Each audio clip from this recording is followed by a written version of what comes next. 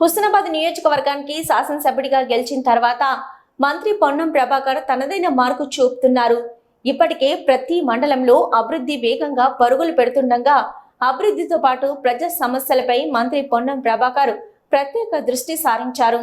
ఒకరోజు మొత్తం మండలాల వారీగా ప్రత్యేక సమయాన్ని కేటాయించి వారికి ఉన్న వ్యక్తిగత సమస్యలు, ఆయా గ్రామాలు, మండలాల వారీగా ఉన్న సమస్యలపై హుస్నాబాద్ క్యాంప్ కార్యాలయంలో మంత్రి పొన్నం ప్రభాకర్ వినతులు స్వీకరించారు. అక్కడే పలు అంశాలతో అధికారులతో మాట్లాడి సమస్య పరిష్కారం చేశారు. మరిన్ని సమస్యలపై పరిష్కారానికి మార్గాలు చూపుతూ తానున్నానంటూ భరోసానిచ్చారు. ప్రధానంగా సమస్యల్లో తమకు ఉపాధి అవకాశాలు కల్పించాలని చదువుకున్న యువకులు మంత్రి దృష్టికి తీసుకొచ్చారు. విద్య, వైద్యం, ఉపాధి కల్పన, సాగునీరు అందించడమే తమ ప్రథమ కర్తవ్యంగా ముందుకు పోతున్న మంత్రి పొన్నం ప్రభాకర్ నియోజకవర్గంలో నిరుద్యోగ యువతకు ఉపాధి అవకాశాలు మెరుగుపరచడానికి రేపు ఎమ్మెల్యే క్యాంపు కార్యాలయంలో మెగా జాబ్ మేళాను ఏర్పాటు చేశారు. ఇప్పటికే గతంలో ఏర్పాటు చేసిన జాబ్ మేళా ద్వారా 5,000 మంది నిరుద్యోగ యువతకు ఉపాధి కల్పించారు. దాంతో పాటు వ్యక్తిగత సమస్యల పరిష్కారానికి వెంటనే చొరవ చూపారు.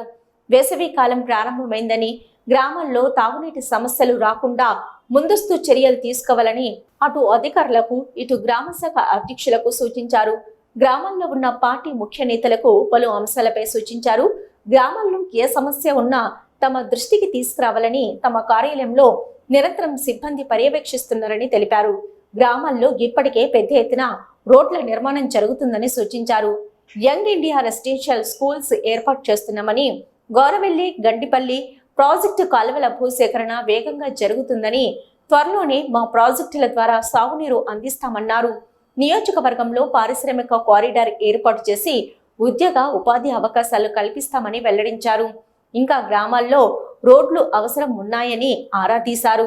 పలు గ్రామాల్లో నూతన గ్రామ పంచాయతీ భవనాలు, కమ్యూనిటీ హాళ్లు, పలు అభివృద్ధి కార్యక్రమాలకు సంబంధించిన అంశాలను మంత్రి వద్దకు తీసుకొచ్చారు.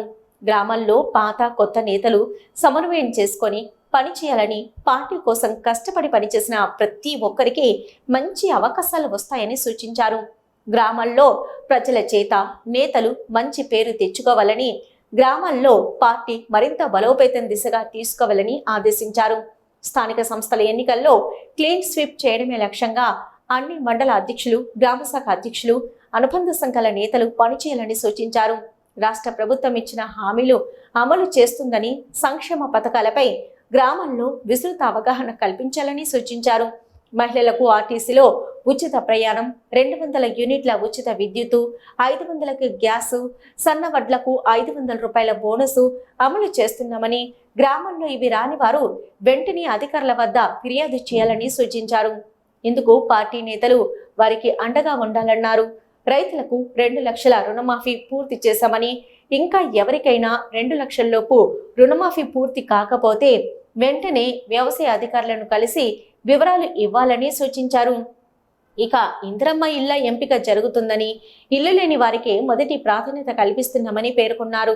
గత ప్రభుత్వం ఒక్క రేషన్ కార్డు ఇవ్వలేదని, ఇప్పుడు అర్హులైన ప్రతి ఒక్కరికి రేషన్ కార్డులు అందిస్తున్నామని, ఎన్నికల కోడ్ అయిపోయిన తర్వాత కొత్త రేషన్ కార్డులు వస్తాయని పేర్కొన్నారు. ఇప్పటికే భూమి లేని ఉపాధి కూలీలకు ఇందిరమ్మ ఆత్మీయ భరోసా నిధులు విడుదలయ్యాయని, ఎవరికైనా భూమి లేని ఉపాధి కూలీలకు డబ్బులు జమ కాకపోతే తెలపాలని సూచించారు. రాష్ట్ర ప్రభుత్వం తమ నాయకుడు రాహుల్ గాంధీ ఇచ్చిన మాట ప్రకారం ఎవరెంతో వారికంతా న్యాయం చేయడానికి కులగణన చేశామని, ఈ నెల 6న జరిగే కేబినెట్ లో 42% రిజర్వేషన్ల చట్టబద్ధతపై కేబినెట్ ఆమోదించుకుంటుందని తెలిపారు.